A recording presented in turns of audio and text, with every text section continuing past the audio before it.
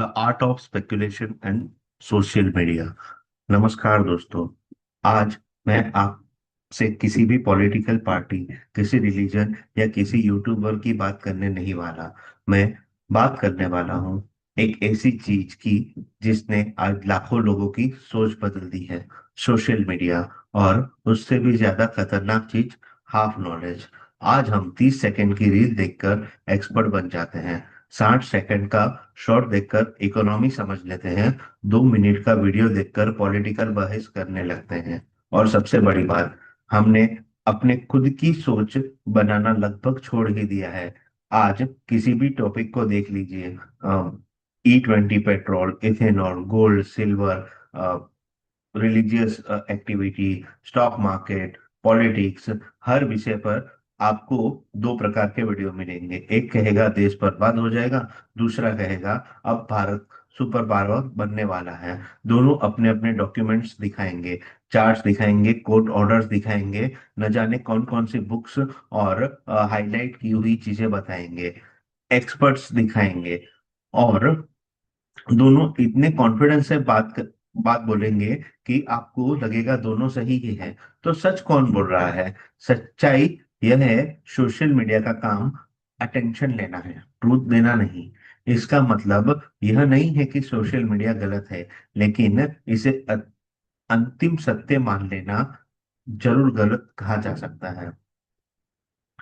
मैं आपको एक उदाहरण देता हूँ। कुछ समय पहले पहले सिल्वर को लेकर बहुत चर्चा थी। कई लोग कह रहे थे कि भविष्य में हर टेक्नोलॉजी में सिल्वर लगेगा, एआई में सिल्वर लगेगा, बैटरी में सिल्वर लगेगा, एक्सेट्रा एक्सेट्रा। इसीलिए इसकी कीमत केवल और केवल ऊपर ही जाने वाली है। हो सकता है उनका एनालिसिस सही रहा हो सकता है कि आगे जाके वह काफी सही भी हो जाए और उनकी बात सच्ची भी निकले, उनका इंटेंट भी सही रहा हो। लेकिन मार्केट किसी की कहानी से नहीं चलता। 2008 की बात है, जब ब्रेंट क्रूड लगभग $150 पर था। तब दुनिया की हर रिपोर्ट यह कह रही थी कि $500 तक भाव चला जाएगा। क्यों? क्योंकि आगे चल के डिमांड बढ़ने वाली है, ऑयल की स्केर्सिटी होगी, एक्सेट्रा एक्सेट्रा। लेकिन आज रियलिटी क्या है? मार्केट ने बिल्कुल अलग रास्ता चुना। यह मार्केट है, यही किसी के विश्वास पर नहीं चलती, बल्कि डिमांड, सप्लाई, इकोनॉमी, इंटरेस्ट और हजारों फैक्टर पर निर्भर करता है। सब अब सबसे बड़ा सवाल, हमें करना क्या चाहिए? मेरा जवाब बहुत सरल है, अपने काम पर फोकस कीजिए। क्योंकि दिन के अंत में इंस्टाग्राम आपकी ईएमआई नहीं भरेगा, यूट्यूब आपकी फैमिली नहीं चलाएगा, ट्विटर आपकी हॉस्पिटल बिल नहीं देगा। आपका स्किल, आपका काम और आपका कमाया हुआ पैसा ही यह सब चीजों में काम लगेगा। लोग कहते हैं कि पैसा सब कुछ नहीं होता, मैं भी यह जरूर मानता हूँ, लेकिन यह भी उतना ही सच है। जब घर में कोई बीमार होता है तब अच्छे अस्पताल का बिल पैसा ही भरता है। अच्छी एजुकेशन पैसे से ही मिलती है। बेहतर घर, अच्छी सोसाइटी और अच्छे एरिया में घर पैसे से ही खरीदा जा सकता है। बेहतर लाइफ पैसा ही दिला सकता है। इसीलिए मेरा मानना है कि हमें लॉफुल, एथिकल और ऑनेस्ट तरीके से जितना हो सके उतनी वेल्थ क्रिएट करनी चाहिए। अब बात करते हैं स्पेक्यूलेशन। स्पेक्यूलेशन आखिरकार है क्या? मेरे अनुसार स्पेक्यूलेशन का मतलब ब्लाइंड गैस नहीं है। स्पेक्यूलेशन का सही मतलब अवेलेबल इंफॉर्मेशन, एक्सपीरियंस, प्रोबेबिलिटी और पैटर्न के आधार पर भविष्य के बारे में डिसीजन लेना होता है। हर इंसान स्पेक्युलेटर है। एक फार्मर भी स्पेक्युलेटर है।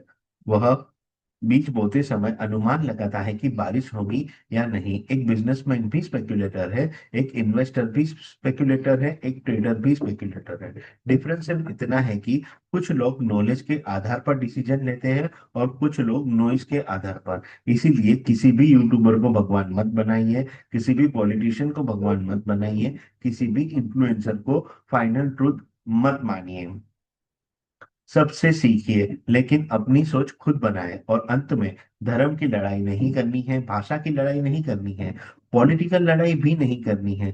सोशल मीडिया की बहस में भी अपना समय बर्बाद मत कीजिए। अपना समय अपनी स्किल बढ़ाने में लगाइए, नॉलेज बढ़ाने में लगाइए, हेल्थ पर ध्यान दीजिए, फैमिली पर ध्यान दीजिए और वेल्थ क्रिएट करने पर अपना समय लगाइए, क्योंकि अंत में आपकी जिंदगी आपके आर्ग्यूमेंट से नहीं, आपके डिसीजन से बदलती है। याद रखिए, शोर हमेशा ज्यादा होता है, लेकिन सही निर्णय हमेशा शांति में ही लिए जाता है। धन्यवाद।